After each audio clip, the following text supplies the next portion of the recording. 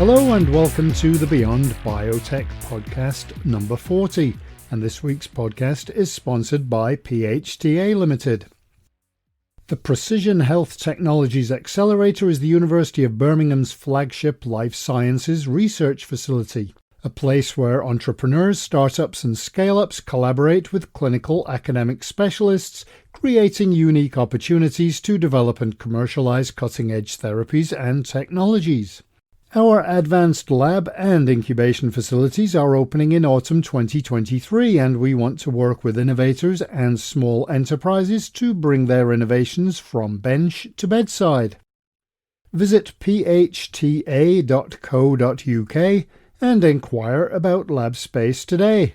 PHTA Limited, empowering health innovation. I'm Jim Cornell from Labiotech, and it's been another busy week as we wave goodbye to March, with Easter just around the corner in some countries, and also the dreaded April the 1st, or April Fool's Day, coming up tomorrow. I gave up on that many years ago, as what might seem to be a harmless prank or a joke might in fact really hurt someone, as happened to someone I know in Canada, who was really upset by what turned out to be a joke post on a work thread. For once, it wasn't a totally wet week here. No doubt next week, when there's no school and we have visitors from Canada, it will pour. At least the clocks have sprung forward, which always makes it feel like spring, as does the start of the baseball season. I've been uploading videos and audio from all of the different events and trying to get some of that sorted out, and I'm glad I'm not travelling this week with all the strikes taking place around Europe. If you are a regular reader of articles at Labiotech, you may have noticed a website revamp this week as well. This week we're taking a little bit of a deeper look at ADCs. That's not ACDC with a letter missing, it's ADC or Antibody Drug Conjugates. I appreciate there are dozens of companies doing great things in the space, and we couldn't feature everyone, so we've chosen two to highlight this week with a bit of an overview. And so our guests are Dr Pini Tsukerman, Chief Scientific Officer of Nectin Therapeutics, and Dr Matthew Robinson, Chief Technology Officer at Immunome. I'm going to skip the news you may have missed this week because there was work being done on the website earlier this week, so there aren't as many articles. Although we did have a couple of articles on hearing loss, one on ribo switches, another on a new $600 million biotech fund, data from a hepatitis trial, and plenty of others, so it is still worth heading over to Labiotech.eu to check it all out.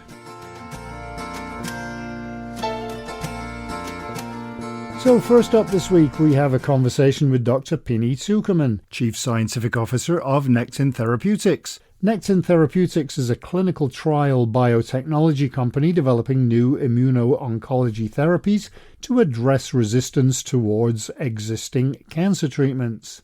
Dr Tsukerman is an expert in the field of ADCs and was instrumental in some of the research done on checkpoint inhibitors. Before we start talking about what you're doing, I wonder if you could explain what antibody drug conjugates are and how they work. Sure. So antibody drug conjugates, exactly as the name suggests, they are based on an antibody or an antibody fragment, and they carry active moiety. Now, the most common class of drugs is carrying cytotoxic payload. So the most common type of ADCs is aiming to target cancer, carrying something which is very, very potent and which is extremely risky to release in a systemic manner. Having said that, there are plenty of new modalities looking to utilize this excellent platform to deliver more, either on the same field, to deliver more mild targets, such as immune stimulants, or to even try and do something which is more broad than targeting oncology. For instance, targeting autoimmune disease and try to eliminate specific subsets of effector cells. These are the broad kind of concepts. Then you have to, according to the class of the chemistry of the drug that you're using, you have to be able to make sure that on the one hand, your conjugate is stable enough to prevent loss of a highly potent material elsewhere in the body beside your target organ, but to make sure it releases enough of the material once target organ is reached. And the antibody component allows you to, one, deliver an extremely specific location. So the antibodies are extremely selective. And two, because of their properties, antibodies are excellent carriers, so they have an ability to remain in the system for a very long time without clearance. And what kind of conditions are antibody drug conjugates useful in treating? So first of all, as I mentioned earlier, everything which is now approved is in oncology. And actually, ADCs are revolutionizing oncology treatment as we know it. And some of these things were also shown at the meeting here. But the most famous ADC now is Enhertu, followed by Padcev. These are targeting two different tumor-associated antigens. One is HER2 targeting, so it's a famous target known for a couple of decades, which was initially targeted by blocking antibody, then by an antibody which is capable to recruit some activity from a certain population of immune cells, and finally by an ADC. And it was a good ADC known as Kadcyla, approved one giving hope to many patients, but then it was revolutionized when Enhertu, the same antibody, different type of payload, was introduced. And Enhertu essentially more than triples the impact of the previously approved drug Kadcyla. And people lived for many years in settings where they were limited to a number of months. And so this is one famous antibody. The second one is Padcev, enfortumab vedotin, which is targeting Nectin-4 for metastatic urothelial cancer. And so we'll talk about it in a couple of minutes in more details, but this antibody really went up quickly from phase 1 to approval, and it's now moving into an earlier line in combination with immune checkpoint. And there you have an amazing over 90% patient responding. Okay, so these responses will not necessarily mean the patients are cured, but you understand that in terms of cancer, and especially hard to treat cancer, once you're able to pass a threshold of 50%, it's an amazing number. Getting to 90 almost sounds like imaginary. Are there many companies working in the ADC space, and how do those companies differ? So it's actually very clear. Given what I just told you about the success of Enhertu and Padcev, you probably can imagine that every company now is paying a good amount of attention to ADCs. And so then you have a number of aspects in which you can excel. So I'll start with us because it's the easiest way to look at it. We are a company with a clinical asset in immuno-oncology space. So we are coming with a lot of background on immunology and oncology, and with a significant experience with antibody engineering and design, and with a unique proprietary data on target selection. So this is one aspect, everything that has to do with antibody. The second aspect is on the chemistry of the conjugation.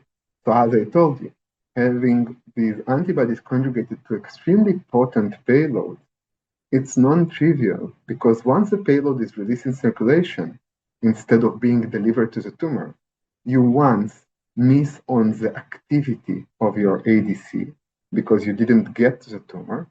And the second aspect, you essentially cause side effects. So there is another class of companies focusing on improving the interaction between the payload and the drug. This is called conjugation strategy or linker technology. And there is another arm which looks at the payload. So payload is actually the class of the cytotoxic drug. Now, again, you have a garden variety of flavors to the payload, but the point is, as a strategy, you want to be potent enough to eliminate tumor cells of any class, dividing, not dividing. And on the other hand, you should be very aware that you don't want to kill normal cells. And these are the specializations. But of course, to take it into the patient, you need to have the whole product. So the highly potent payloads, you cannot give them directly. There is no meaning to conjugation without an antibody and a payload. And antibodies seem to be insufficient for most of indications. And I will take a step back because we have a situation now in which immune checkpoint inhibitors are the dominant class of IO. So they also rely on antibody molecules. And it provides hope to millions of people globally. And moreover, once the ADCs are kind of settled in the field of IO, there is still room for immune checkpoint blockade because what the ADC will do, it will kind of ideally kill sufficient amount of tumor cells to enable the host to mount an effective immune response, which will eradicate the remaining tumor cells and generate immune memory. So the patient will actually become tumor-free and will last a life without cancer.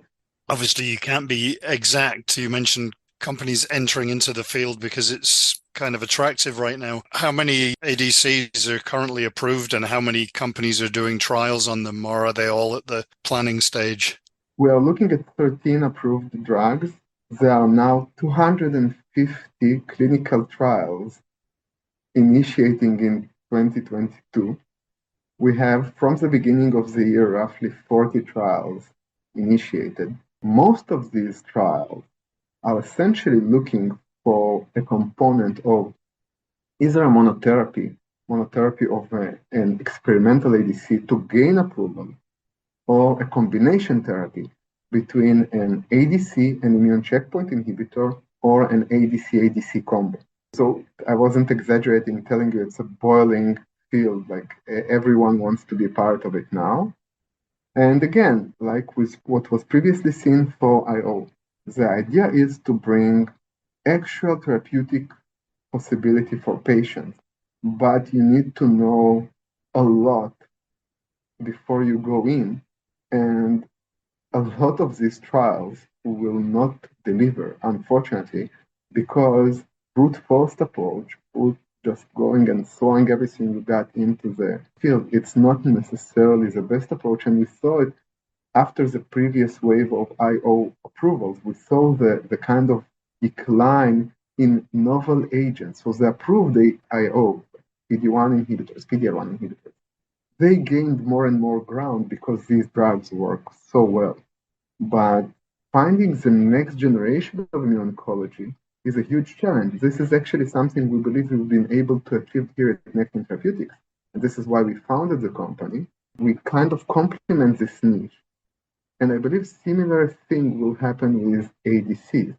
So you have these major players taking more and more ground, going into earlier lines, and then they will have to expand on the activity because the benchmark for ADC activity is getting higher by the day. Right. You mentioned checkpoint inhibitors a couple of times. Could you kind of explain what they are and their connection to ADCs? Yeah, so an immune checkpoint is a normal physiological mechanism which prevents your immune system from attacking your body in an uncontrolled manner. So take, for instance, common cold, something like this. Without the ability to stop the immune response once the threat is gone, your body will go into hyperdrive and you will probably suffer or even die. This is a normal control mechanism. Now, the problem is that cancer utilizes this mechanism to exhaust and prevent immune activation. So what happened in cancer, the revolution which awarded Nobel Prizes, was the concept that you can actually restore immune activity in cancer by blocking these specific proteins and preventing tumor-mediated immune cell exhaustion. And what was actually shown is that a fraction of patients, roughly 20 to 25%, it's different between indications, can benefit from these drugs. But what was amazing that these patients who actually respond, they tend to have a very robust response. So in some cases of metastatic melanoma, it was shown that people are able to live 5 and 10 years disease-free once responding sufficiently, because the immune system is extremely powerful tool to do exactly what we aim to achieve with these immune checkpoint inhibitors. Once you have sufficient firepower, you eliminate the cancer, tumor-specific immune cells remain and screen the body for remaining tumor cells and eradicate them. So this is a goal of essentially everything.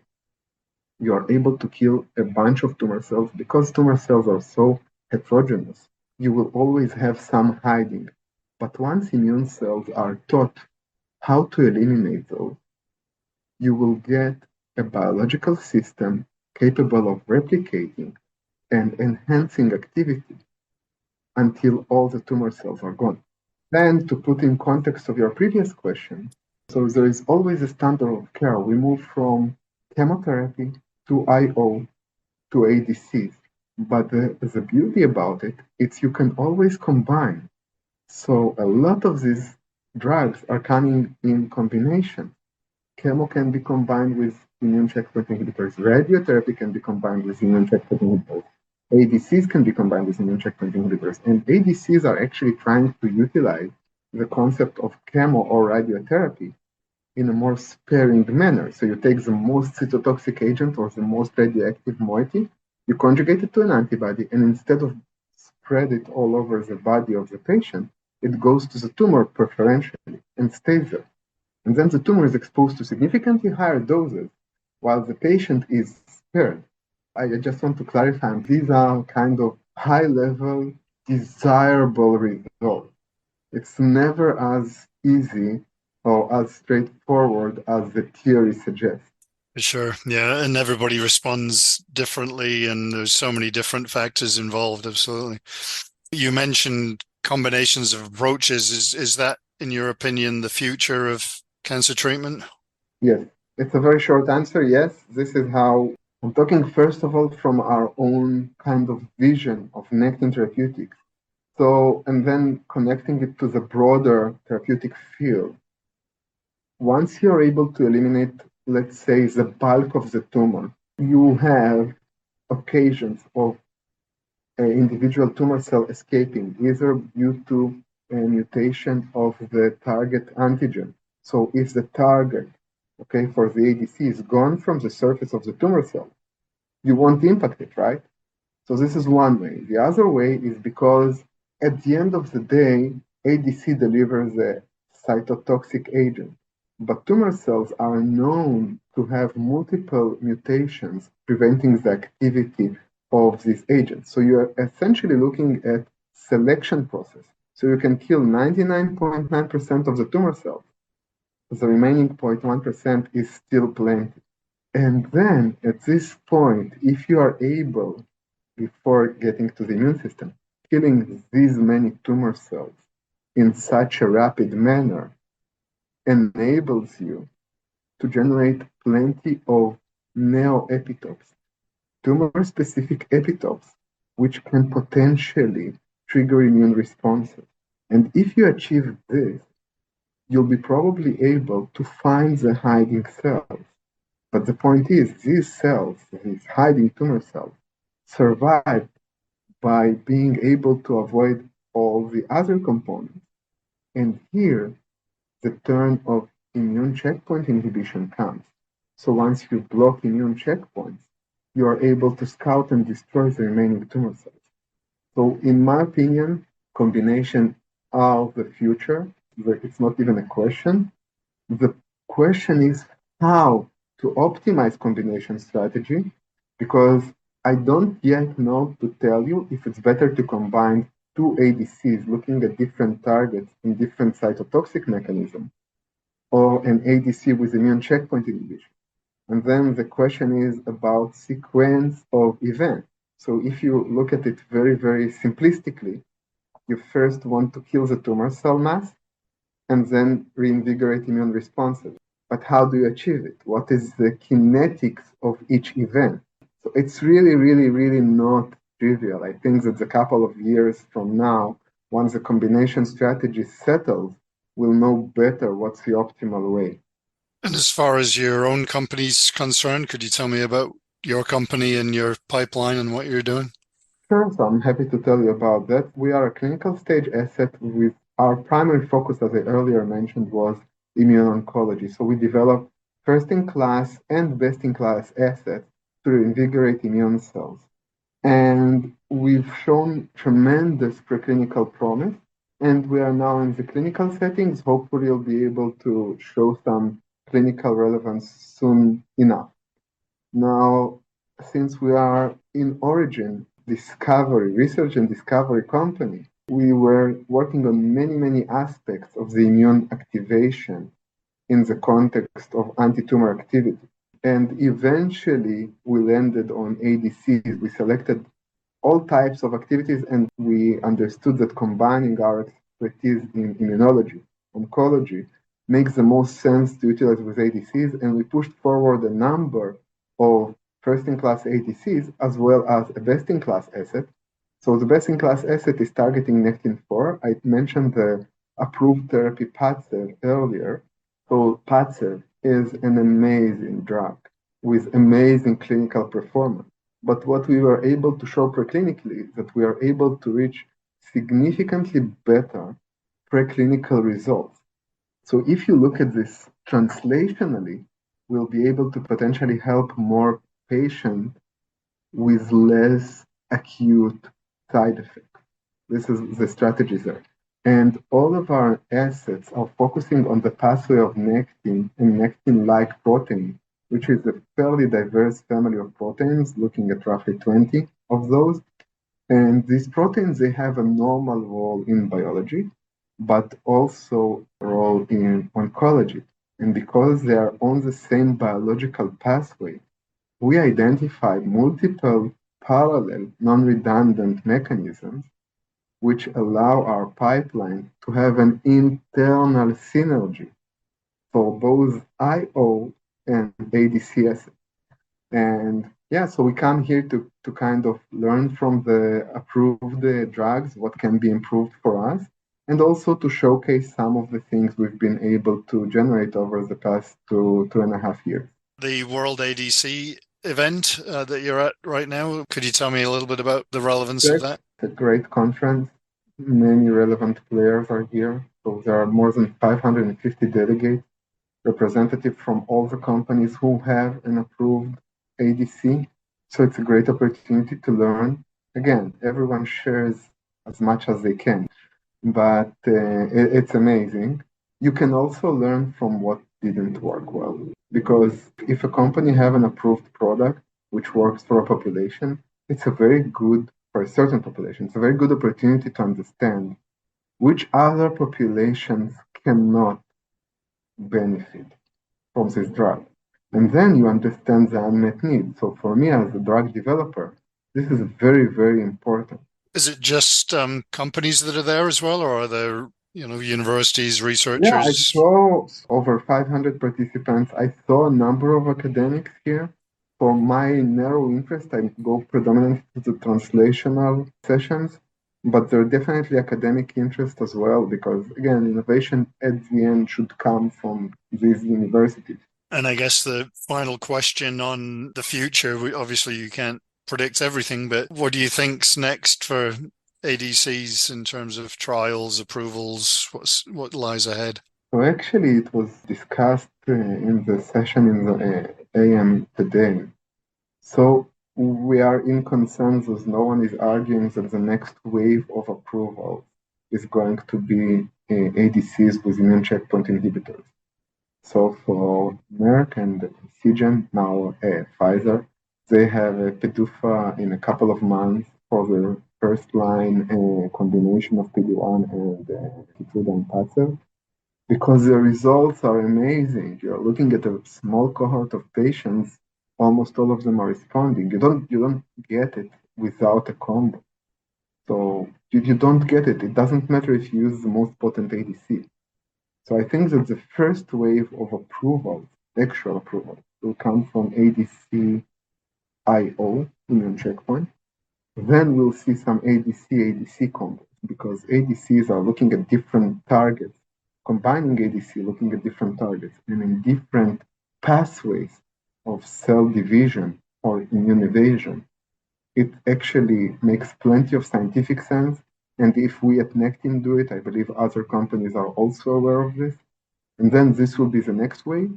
And then this final wave, to me, leading to a very, very robust improvement in outcomes, will be combination of a number of ADCs and immune checkpoint inhibition. Because once you kill sufficient amount of tumor cells, prevent resistance, and restore immune memory, the future is going to look way, way better for cancer patients. Does that mean curing, or does that mean kind of managing? You already now have a significant, again, so I've been doing this for the past nearly 2 decades. If you look 20 years back, let's make it 17 years back, no one spoke about curation, right? Nobody spoke, you didn't hear curing cancer. But now you already have double-digit percentage of patients in certain indication able to have a complete response, meaning 100% of the lesions are gone. How is the patient cured?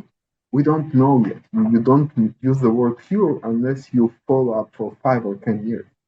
But to me, maybe being a bit optimistic or naive, curation is on the table. Curative settings are in this decade.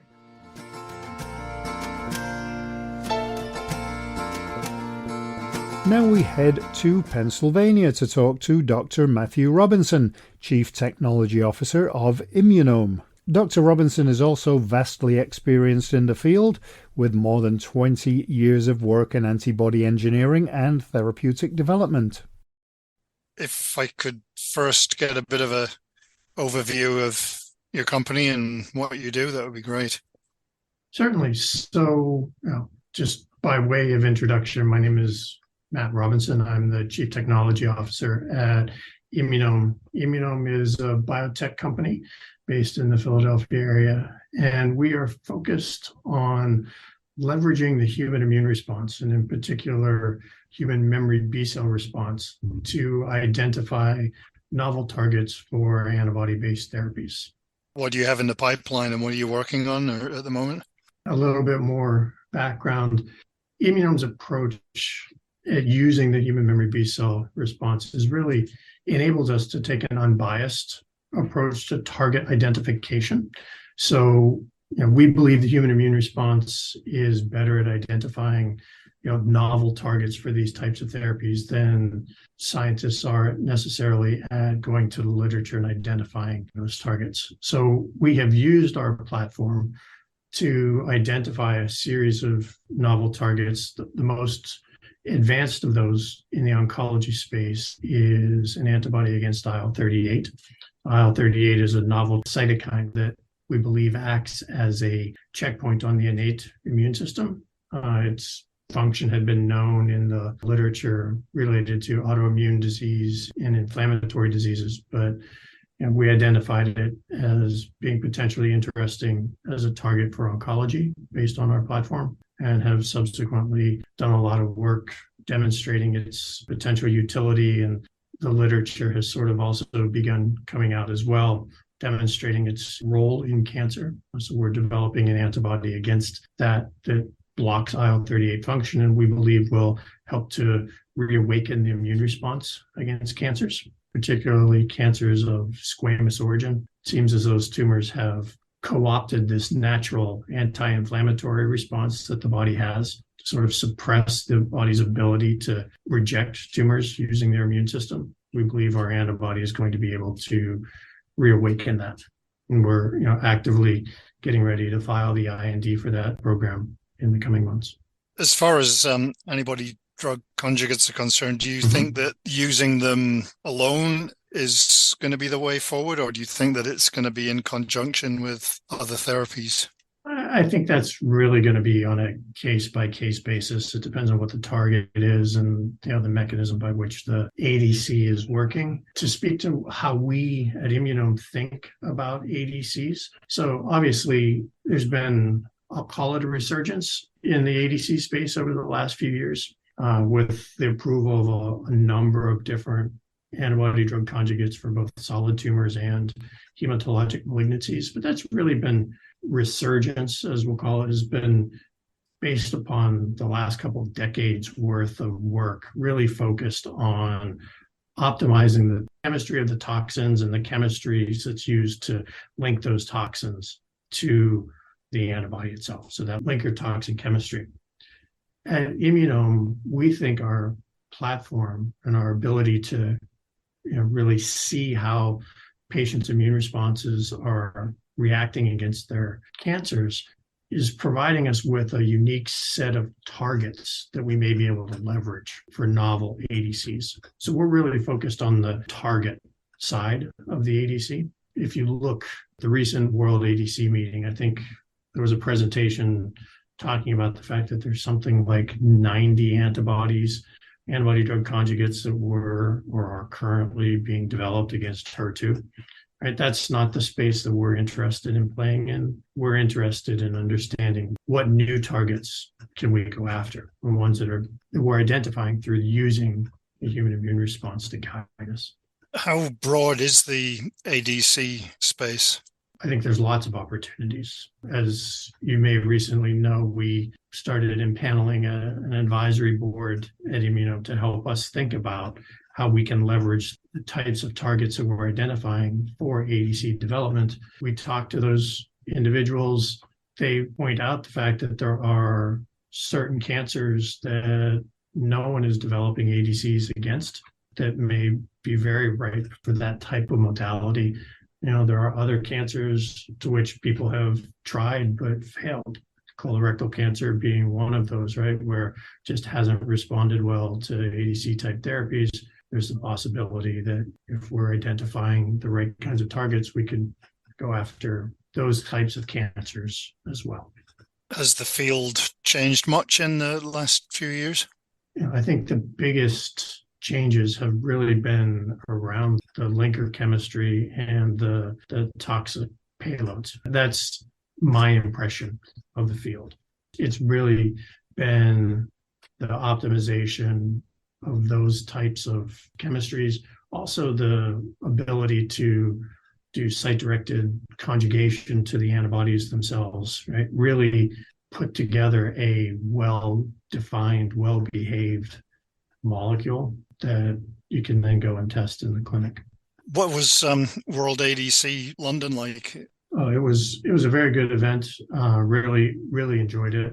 A lot of interesting talks around, again, the new programs that are coming out, the advances in the chemistry and the advances in the toxins.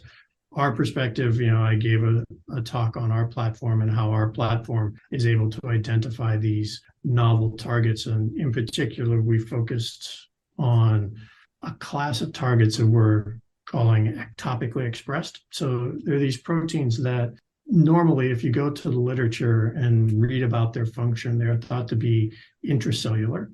Using our platform, we are identifying them as being on the surface of tumor cells, selectively on tumor as compared to normal tissues. We believe that is likely just due to the mutations and the way tumor cells metabolism and membrane dynamic functions are altered as compared to normal cells. So you see these proteins that are normally only found on the inside of cells being on the surface of the tumor cells. And for ADCs, one of the most important things that you can really have, at least from our perspective, is a good tumor to normal tissue expression ratio, right? Because the whole idea of an ADC is to selectively target a very toxic molecule to the tumor as compared to normal cells. And these ectopically expressed targets, because they appear to only be on the surface of tumor cells as compared to normal cells, we think that class is really ripe as being targets of ADCs. And as someone who would go to the literature and just ask the question, should I go after this target as an ADC? You wouldn't necessarily think the answer is yes, because you would think it's only on the inside. But the patient's immune systems are telling us that they are on the surface of these tumor cells, and the antibodies that we're identifying are able to bind to the tumor cells and get internalized. And internalization is a key component for antibody drug conjugates. So the types of antibodies, the types of targets we're identifying in this class, we believe are ripe for use as ADCs. And, it's just our platform providing us with that insight that's really driven us that direction. And I felt the talk was well received. Is it an event where it feels very collaborative and people are very open about what they're doing? I thought that it was a pretty collaborative meeting. I had lots of very good conversations with individuals, and the talks were very good. I know that you have a collaboration with AbbVie. Is that something that you're able to talk about? Certainly. Yeah, I can speak to the AbbVie collaboration. We announced it in January. It is a collaboration where we are going to be leveraging our platform. So we will identify 10 novel antibody target pairs that we will develop to a certain point, get them to, where we have a certain set of data, and then those will be passed on to AbbVie for further development. And it's all focused around 3 currently undisclosed tumor types. And could you tell me a little bit about the establishment of the ADC and T-cell Redirection Advisory Board? Certainly. So, we recently announced that John Lambert and Tony Tolcher joined our ADC and T-cell Redirector Advisory Board. As I mentioned earlier, we're finding these interesting classes of targets. There's topically expressed targets in particular that we felt would be well suited for antibody drug conjugates. We are not an antibody drug conjugate company per se, right? We're really a target company. So we wanted to really go out to the people who test these things clinically and who have developed many of them, in their lifetimes. John was at Immunogen, Tony Tolcher leads Next right now and has done a lot of the clinical trials. We wanted to, engage them to understand, and get their feel for how can we leverage these? What is going to make a good target for an ADC? How do we think about developing ADCs? What indications do we think about developing ADCs for, et cetera? So those are the first 2 members of the board. We may be adding additional ones, but certainly looking to leverage their expertise to help us in the way we think about using our targets and our antibodies for ADC development. It tends to be traditionally targeting the oncology field. Are there other potential uses? Certainly. So, we have already demonstrated in the infectious disease space that our platform can function very effectively. We had a collaboration with the U.S. Department of Defense where we developed an antibody cocktail for COVID that has stood the test of time against the variants. We have an antibody that has a very unique mechanism of action that was active against all the variants that we've tested against to date, including Omicrons. Beyond those 2 indications, we think there's other indications as well. So there's the autoimmune space, the inflammatory disease space, hematologic malignancies, any place where the human B cell is responsible for either attacking or being a causative agent of the disease. We think there's an opportunity to really understand how patients' immune responses are functioning in those diseases and leverage that information for therapeutic intent. What do you see the short and long-term future of this part of the life sciences? For Immunome, we are certainly moving forward with our oncology efforts, very much focused on, moving IL-38 into the IND. We have our own proprietary programs that we are working to bring forward. They're currently in the discovery phase. With our AbbVie colleagues, we will be working again in the oncology space, but we're always looking to develop additional partnerships, collaborations with others, both inside and outside of the solid tumor areas. There's been quite a lot of excitement with ADCs and sort of some of the numbers and studies that have taken place. Do you think that that's potentially leading towards cures of things like cancer, or do you think it's more maintaining somebody's current condition without deterioration? I am not a clinician. Certainly the checkpoint inhibitors that we have, that have been identified over the last couple of decades have really revolutionized the way we think about treating cancer, really demonstrated the power of the human immune response to fight back against those diseases. I think leveraging everything that we can about that type of, the information that's sort of housed within the immune responses is going to be important for treating these patients and really changing outcomes for patients, whether that is through additional immune modulators like our anti-IL-38 antibody, or combining those with molecules that redirect the immune response through TCE engagers, combinations with ADCs. I think all of those different approaches have the potential to really change outcomes for patients. The new types of modalities, the way people are thinking about treating disease now is really, it's promising. It's promising. And I would imagine that the event that you were just at in London is both encouraging and inspiring as well for the future. Absolutely. Right. To see all of the work that is going on, the wide range of companies and academic groups and the different approaches that they're taking is certainly encouraging.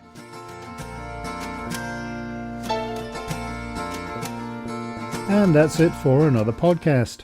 A reminder that the podcast this week was sponsored by PHTA Limited. The Precision Health Technologies Accelerator is the University of Birmingham's flagship life sciences research facility, a place where entrepreneurs, startups and scale-ups collaborate with clinical academic specialists, creating unique opportunities to develop and commercialize cutting-edge therapies and technologies. Our advanced lab and incubation facilities are opening in autumn 2023, and we want to work with innovators and small enterprises to bring their innovations from bench to bedside. Visit phta.co.uk and inquire about lab space today. PHTA Limited, empowering health innovation.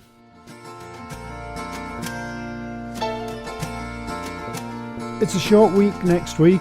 Well, the week itself is the same length as every other week. It's just that there's a holiday thrown in there as well in some countries, and the UK happens to be one of them, fortunately for us. Here, the forecast for the whole weekend is sunny, so clearly someone who works at the Weather Channel has started April Fool's Day a day early.